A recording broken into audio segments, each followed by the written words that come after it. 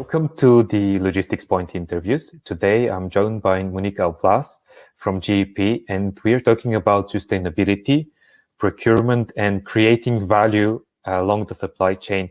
Monique, thank you very much for joining us today. Thank you, Nick. Really happy to be here and have this discussion about this very important topic.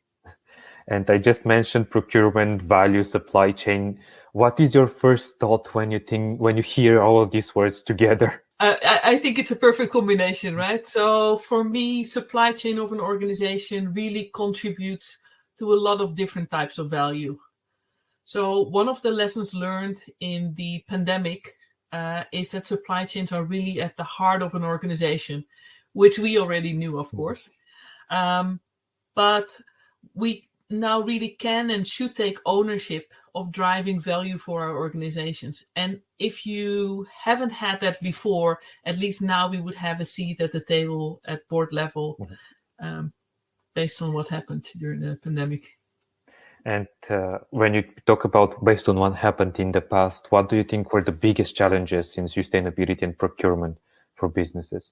Yeah, so the biggest challenges in sustainability, I think everybody experienced the shortages that we had in our supply chain, including the shortages of sustainable goods and services, right? So think about shortages of transportation, let alone more green alternatives, but also shortage, for example, of wood pulp that creates all the paper because we want to get rid of our plastics. Yeah, I think that's one of the things we all encountered. Another thing is that if I look at the challenges that we have in sustainability is also that we as CPOs, supply chain leads, we really need to balance our goals on, let's say, a more macro level and also probably our intrinsic value, right, to drive sustainability versus short-term cost reduction targets that are also typically one of the KPIs that we have for our organization. So if your organization is under a lot of pressure, right, it's not always evident that you're allowed to make the choice that's more green or more sustainable for your organization. And maybe one more, if you allow me, I think also that we still lack a lot of skills and capabilities on sustainability within our organizations.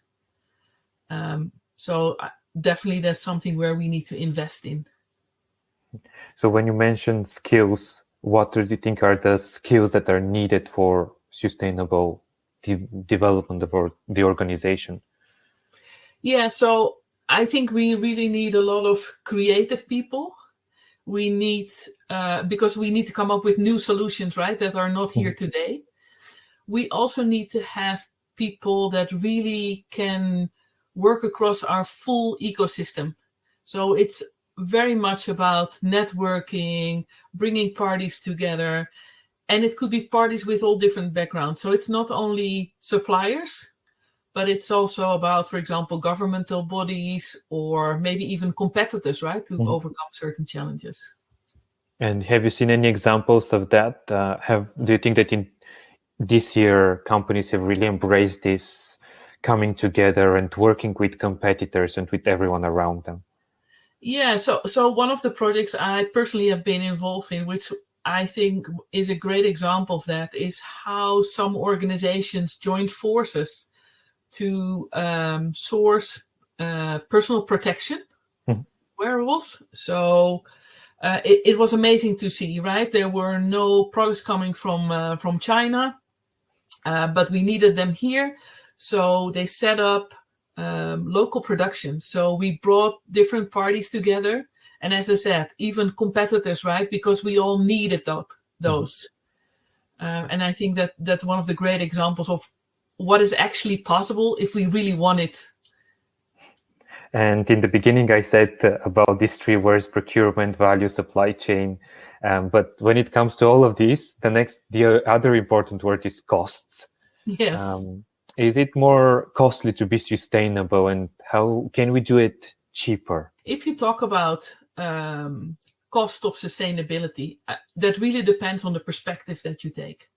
So if we look at it from a company perspective, we all have seen that actually focusing on ESG drives value for an organization because the brand value is higher.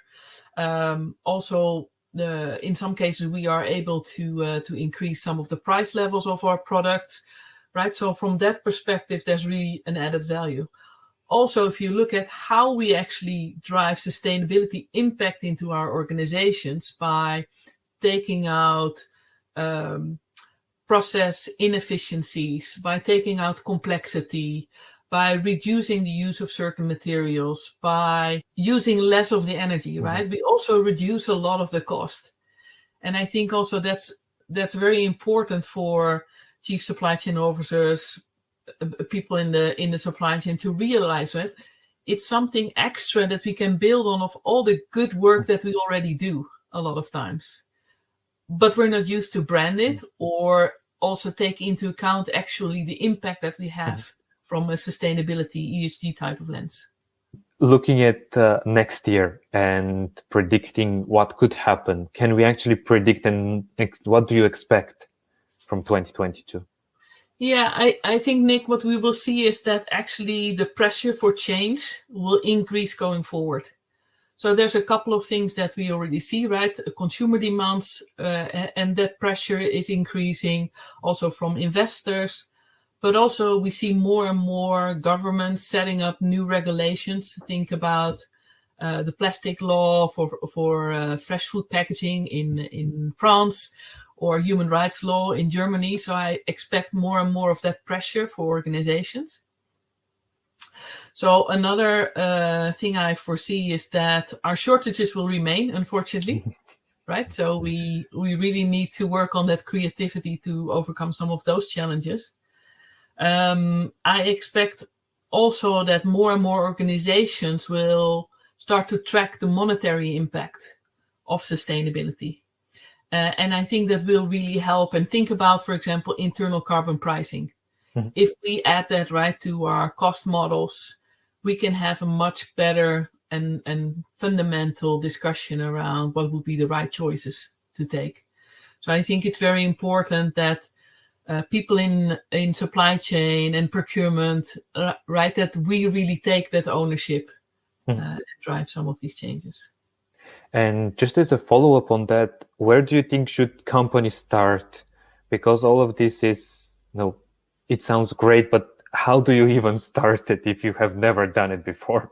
Yeah, no, very good question, right? And I think that's also a question where a lot of people struggle with, at least in the organizations that I see a lot. So I would really start with thinking about what is the ESG framework that's valid for you as an organization.